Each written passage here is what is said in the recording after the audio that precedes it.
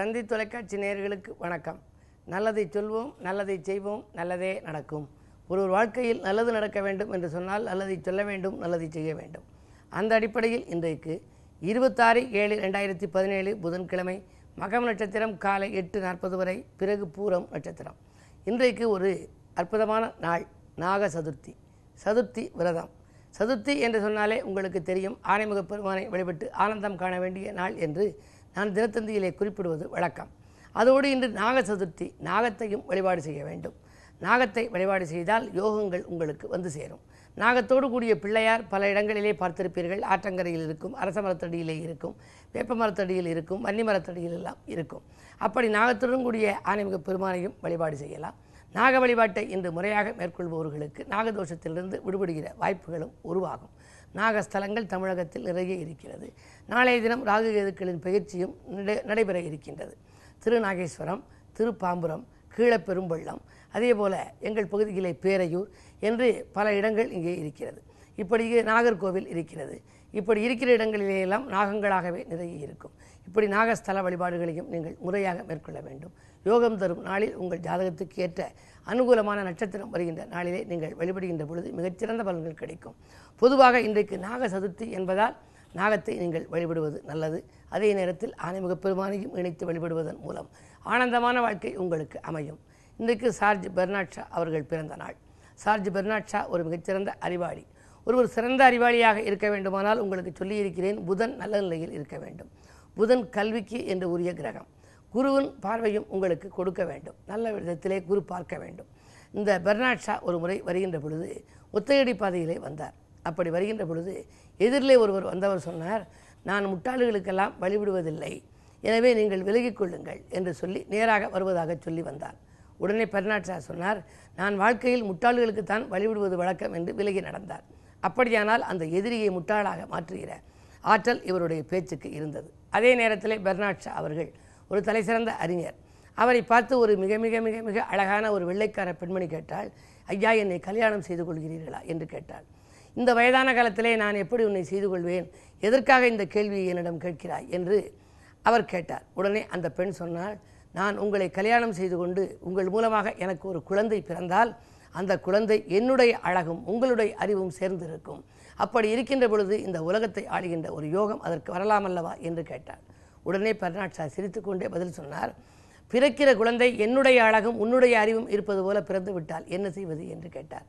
அந்த பெண்மணி தடுமாறி போனாள். காரணம், பெர்னாட் ஷா உருவத்திலே சுமாராக இருந்தாலும் கூட அறிவாற்றலிலே மிகப்பெரிய அறிவாளியாக இருந்தார். பலருக்கும் ஆலோசனைகள் சொன்னவராக இருந்தார். அவருடைய நினைவு நாள், அவருடைய பிறந்த நாள் இன்றைக்கு வந்திருக்கிறது. அப்படிப்பட்ட அந்த பெர்னாட் ஷா போல நாமும் அறிவாளியாக மாற நம்முடைய ஜாதகத்தையும் அலசி பார்க்க வேண்டும். புதன் நன்றாக இருக்கிறதா என்று பார்க்க வேண்டும். புத்தகங்களையெல்லாம் நூல்களையெல்லாம் வாங்கி நிறைய படிக்க வேண்டும். கற்றது கைமண்ணளவு, கல்லாதது உலகளவு என்று சொல்கிறார்கள். எனவே அறிவு என்றாலே அறிவது என்ற அர்த்தம். அறிவை பெருக்கிக் கொள்ள வழிகளை தேடிக்கொள்ள வேண்டும். அதற்கு உங்கள் ஜாதகத்திலே 4ஆம் இடம் நன்றாக இருக்க வேண்டும். 4ம் 2ம் நன்றாக இருந்தால் உங்கள் வாழ்க்கையில் அறிவு செல்வம் மேம்படும் என்று சொல்லி இன்றைக்கு உள்ள ராசி பலன்களை இப்பொழுது உங்களுக்கு வழங்கப் போகின்றேன்.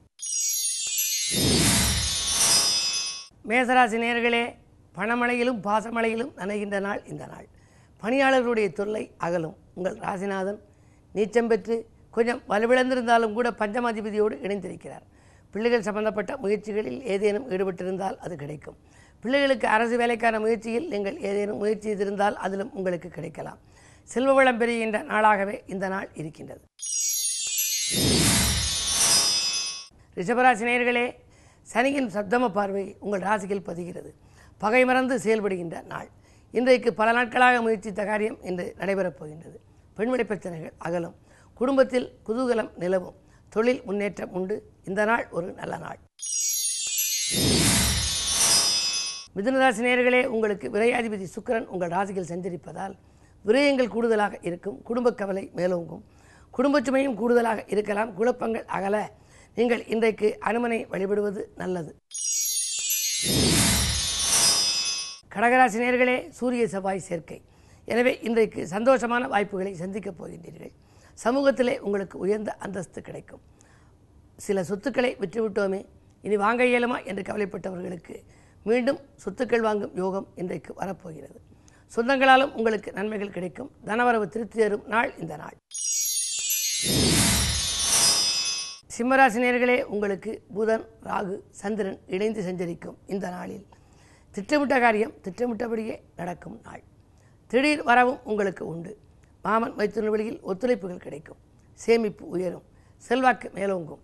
புதிய பொறுப்புகள் வந்து சேரும் நாள் இந்த நாள். கன்னிராசி நேயர்களே, பிரிந்தவர்கள் வந்து நெய்யும் நாள். பிரச்சனைகள் எளிதிலே தீர்த்துக் கொள்வீர்கள்.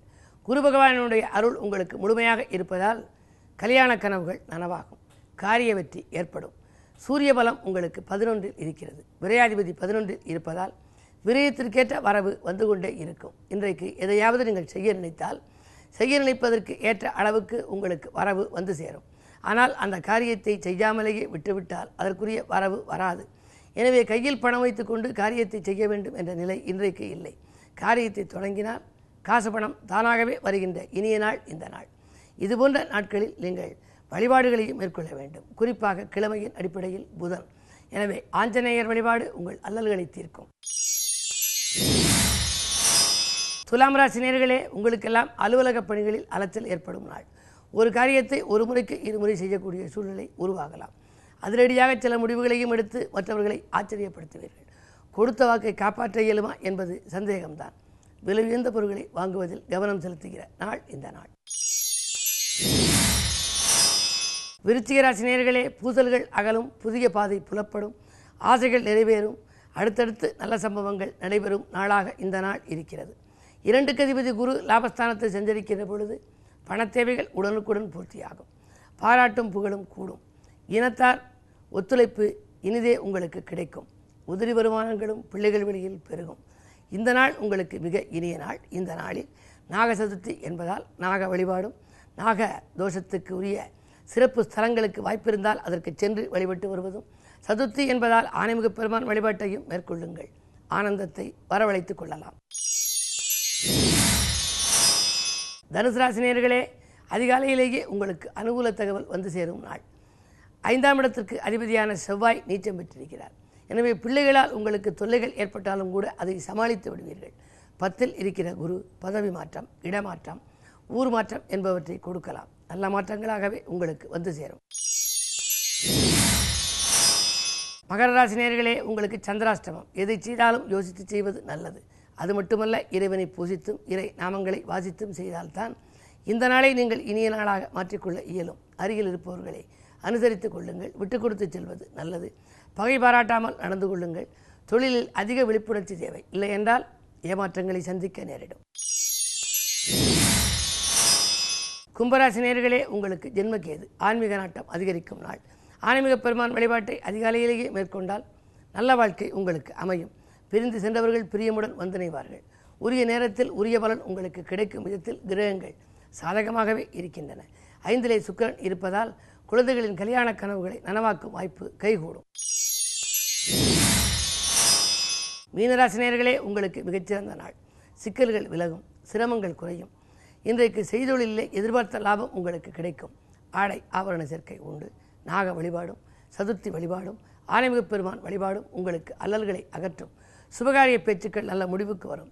சொந்தத்தில் உங்களை விட்டு விலகி இருந்தவர்கள் இன்றைக்கு மீண்டும் வந்து இணையலாம்.